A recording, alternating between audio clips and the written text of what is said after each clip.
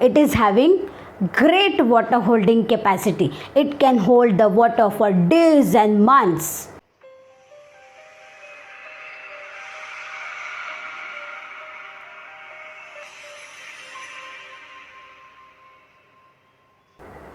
Namaskar students, and welcome to part 3 of 7 Science lesson 3 properties of natural resources.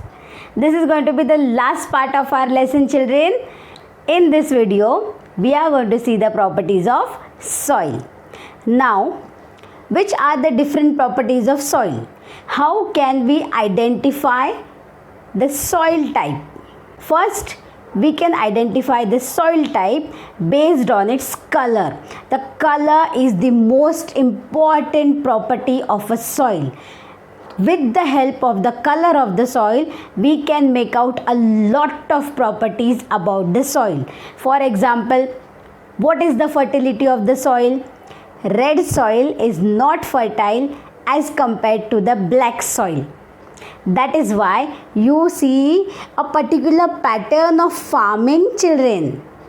In Ratnagiri, we are growing mangoes, jackfruits and other such trees.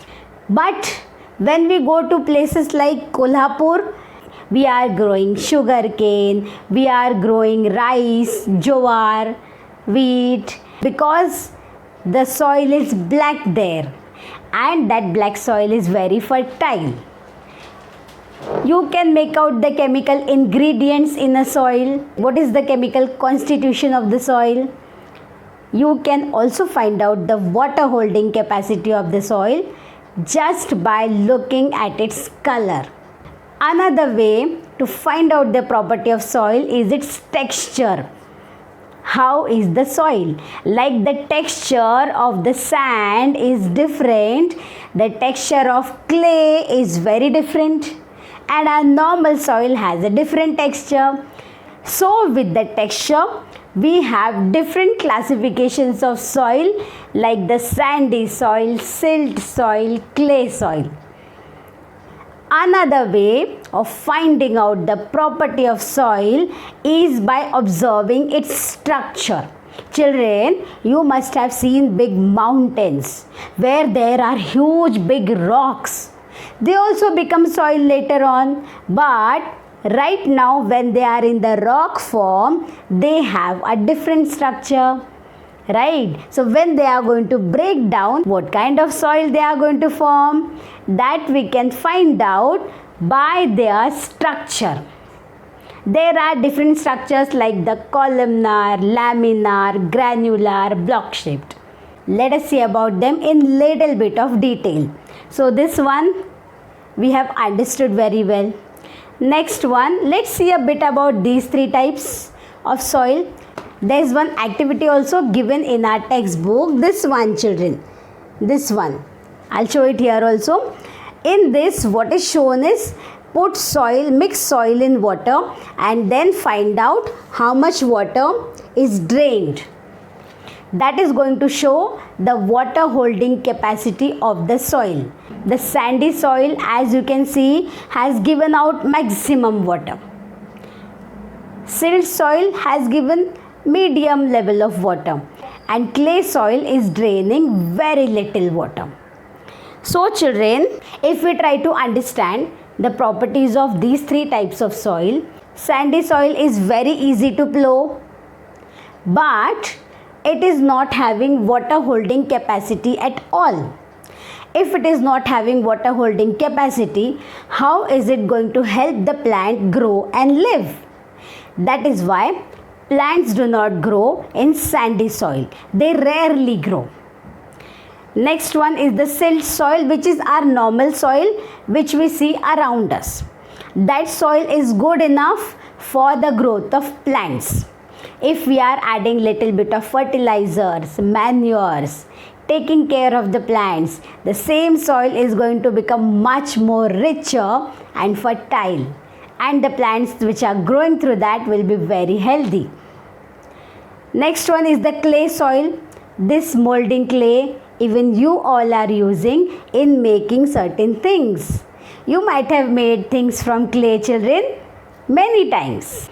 This clay is remaining wet for a very long time. It is having great water holding capacity. It can hold the water for days and months. But it is not going to help the roots of plant penetrate inside the soil. You have seen the clay soil, children. It will not help the roots go inside. So this soil is also not suitable for the growth of plants. This silt soil contains a lot of organic matter also. What is organic matter? Organic matter are the dead plants and animals which have mixed with the soil. That is organic matter, the matter of living things. So silt is having greater capacity to provide nutrients. And sand is having a lot of silicon dioxide, so it does not dissolve in water. Now children, you can see the picture of the various structure of soil. See the columnar structure, see the laminar structure, see the granular structure and the block shaped structure. Now what is the importance of soil structure? Why soil structure is important? If the soil structure is good, the plant gets good oxygen and good water supply. Now, what are the uses of soil to us? First major use of the soil is it is helping the growth of plants. And because plants are there, we are here, we are alive. So, directly or indirectly, soil is helping us in remaining alive. Right? So, this is the first and the major, most important property of soil. Second, it helps in water conservation. Soil is absorbing all the water, so it is not letting the water go waste. Right? So soil is storing water for all of us. So it is helping in water conservation. Next property is plasticity. Plasticity means what? Like a plastic, how we can mold the plastic and make different shapes. Same way, we can make different shapes from the soil also. The plates of soil, the glasses of soil, the cups of soil, so many things, children. We even have diyas in Diwali, children, right? Which are made of soil. By the way, food which is cooked in vessels made of soil is the most healthiest. It takes time for cooking, but it is the most healthiest, children. Now, which are the different types of soil? One type of soil is china clay, kaolin, from which we are making cups and saucers, the china, bone china, dishes, all those things. Next one is shadu soil. Shadu soil is used for making idols and statues. We are making shadu Ganpati also, which is kept for 1.5 days. Next one is terracotta soil. What is terracotta soil? It is used in making decorative articles.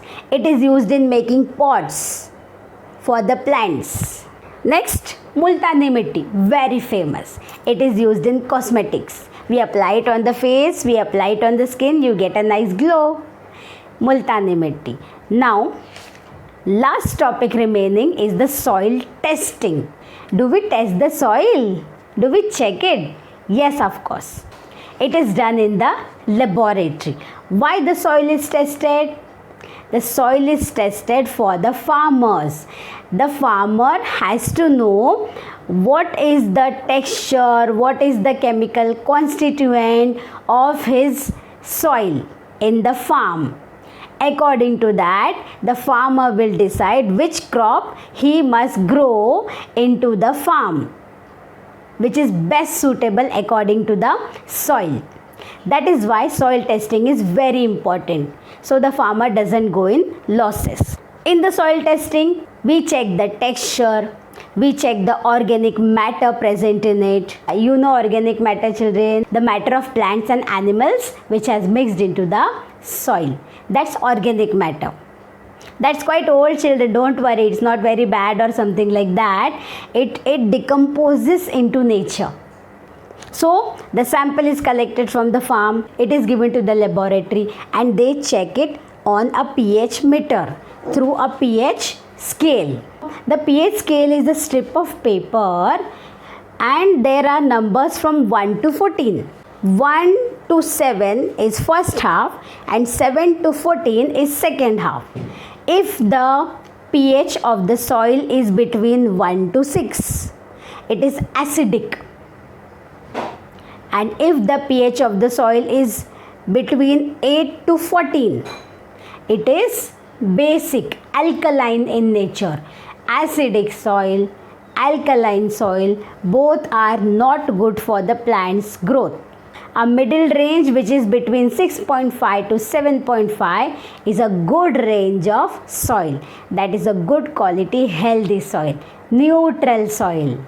Now, for getting good produce of the crops, farmers are sometimes adding a lot of chemicals and a lot of fertilizers into their farms. And they are continuously using the soil every time. They are not giving resting time to the soil. So what happens? Because of this, the fertility of the soil becomes less. The fertility of the soil is diminished. What are the causes of diminished fertility of soil? First thing, the pH is disturbed because of using a lot of chemicals. Nextly, the organic matter starts finishing up because the farmer is using the soil continuously and not giving the soil resting time. There is no drainage of water because it is used every time. No, then the soil becomes hard after some time. So the drainage of water is not good then. Repeated cultivation of same crop, that also reduces the fertility of soil. Continuous use of saline water, salt water, chemical water, excessive use of chemical fertilizers. This we told before also. So most of the time, what the farmers are doing, they are using mixed farming pattern. What is mixed farming pattern? If there is jowar grown in one line, then in the other line they are going to grow tur dal or moong dal. So what happens? If the jowar is taking away all the nutrients, moong dal is giving nutrients to the soil. That way the nutrient level is balanced in the soil. That is one very smart way of farming. We finish our video and the lesson till here. I hope that you have understood the lesson very well. If you have understood well, then please like and subscribe to my channel. Thank you for watching till the end.